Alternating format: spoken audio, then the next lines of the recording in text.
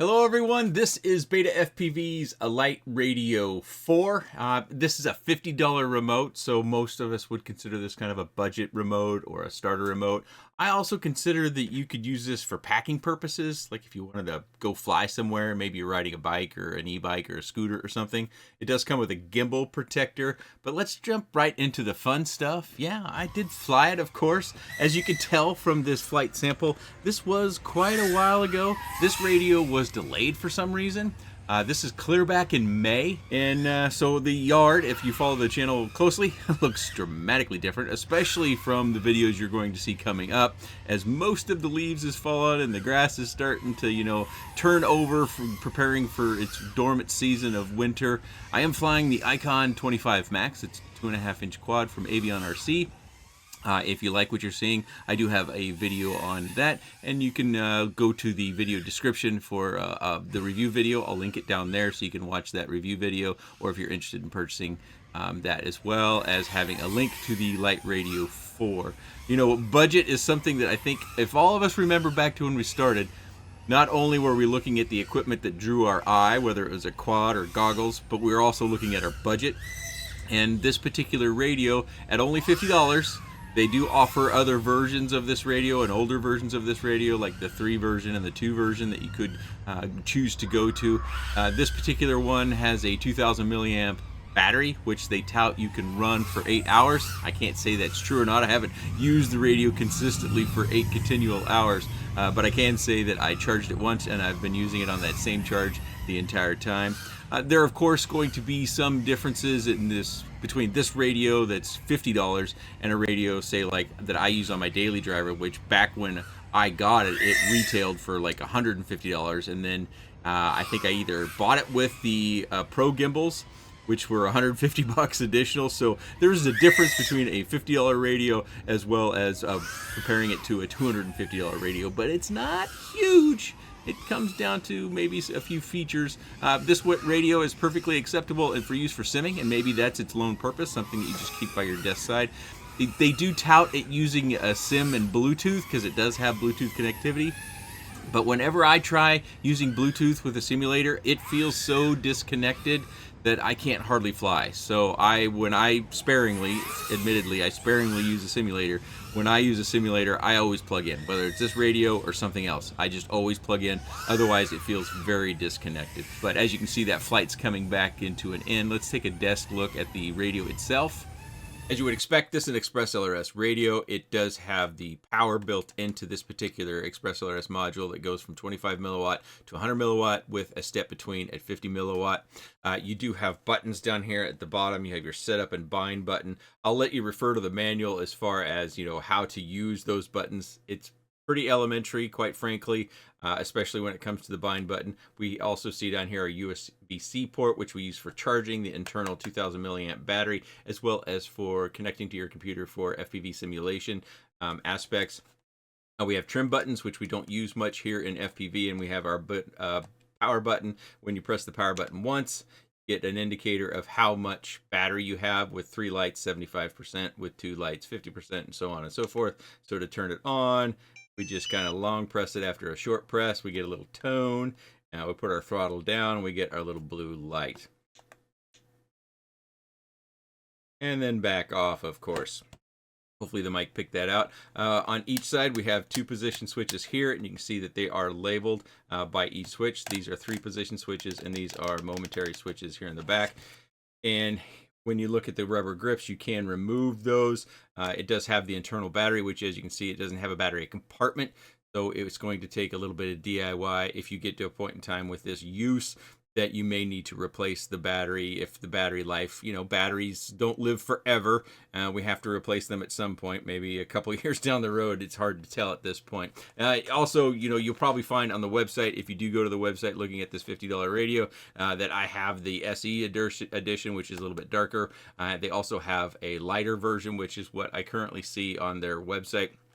It's kind of a light gray color. Maybe a little bit like this on this Caddx remote, a little bit like this gray color. It does come, as I said previously, with these gimbal protectors. Speaking of the gimbals, we'll cover one other thing with those here in just a minute, but I wanted to put this on just kind of show you that if you do pack this, the gimbals do stick out ever so slightly. So you still want to have something kind of, wrap this in a towel or something like that if you put it in a backpack, especially if you see the backpack that you're going to be toting this in is going to get some rough handling, just to protect the gimbals just a touch more.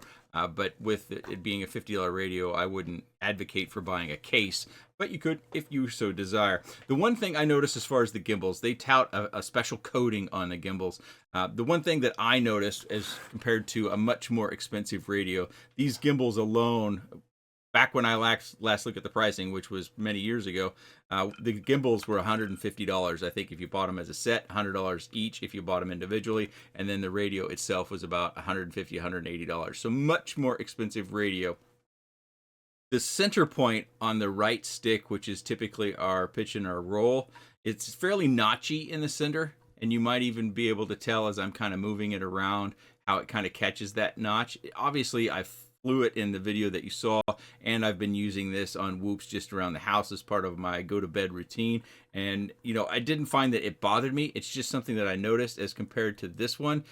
What I mainly notice when I move this one around is the spring tension changing as I go from, say, north to south and left and right. I notice the spring tension, whereas here I feel the center point a little bit more.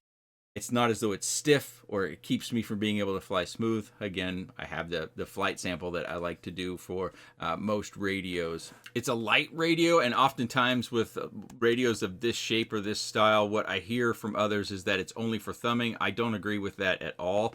I am kind of a hybrid pincher. Is how I fly, and you saw that also in the video, and I use this one with the same sort of style. So if you are someone who you think you might want to try pinching, or at least you want to have that option, I presume you're thinking about that option because you're looking at this radio. Don't get sidetracked with this is a gamepad, so it's got to be thumbs, because you might not have the precision in your thumb dexterity in order to be able to fly like you want to accomplish the flight skills you want if you use thumbs. I started out with thumbs and I switched to pinching, which I think most call this a hybrid pinching, because my thumb is still kind of on the top, but my index fingers kind of cup. And this is how I've been flying for years now. So just because this has that style, don't think that you're stuck with just doing one form over the other. I actually prefer this because of probably my wrist mobility, as well as just how I'm built with my arms, that this angle keeps me from having to tuck my elbows in too much into my sides. Like with a bigger square radio, I find them more awkward actually to fly like this, because I do feel like I have to tuck my elbows into my sides in order to get my hands in the position I need. So I tend to prefer a little bit of an angle so that my elbows can flare out a little bit, and I'm much more comfortable that way. And of course, I don't use a lanyard, as you saw in the video as well, but they do have a loop for a lanyard if you were to want to use that. And I do believe that is metal. Hard to tell, really, though. Let me get a magnet. Well, if it's aluminum, we wouldn't be able to tell, but we do have that lanyard. It does feel solid. I wouldn't be concerned with that slipping or falling or breaking or anything of that nature. The one thing that I would advise anybody who's looking at this radio is I would not try to use it for really long range. When I say long range, I'm not a long range flyer, so I should make that very, very clear. But when it comes to flying, miles and miles or kilometers out, I wouldn't put my quad at risk with a budget radio. I think if you want to do that sort of flying, if you want to go up to a faraway mountain or something like that, and you're looking to put your quad at risk doing that sort of flight, spending the extra money, having a much more configurable ExpressLRS transmitter inside the radio would be the way I would advise. But this is a good option with a budget in mind of having a radio that can either be a simulator radio. They have a sim-only radio as well from Betafpv that's even more or less expensive, but you could have one radio that does simming as well as you're just going to, fly at the park, or maybe you're going to throw this in a backpack and you don't want to be concerned about, getting it damaged and losing a lot of money if you do damage it. That you can pack it easy because it is small. It does have a battery that initially it at least will run for a long period of time. Like I said, I charged this clear back in May, and the only other charging it may have got is when I plugged it in to make sure the simulator did actually work as advertised, because you got to test these things, trust but verify. So it's got a few options that you can have. It's just long range is one of those things that I wouldn't use a budget radio for. And I'm not even saying just this one. I'm saying all the budget radios. I would, look at having something that has a 1-watt ExpressLRS transmitter inside of it if you're really wanting to do long range. But that is the Betafpv Lite 4. This particular one is the SE edition, the darker color, but they have the lighter color also available on their website. I'll have a link to the Icon Max 2.5 or Icon 2.5 Max that I was flying in the Stickcam video that I saw, as well as the LiteRadio 4 down in the video description. If you do have any comments, questions, suggestions, or otherwise, please let me know in the comment section below. I appreciate your time. And thanks for watching. And for anybody who is wondering what this shirt said, it's an office shirt. It's Stanley when he's chewing out the temp.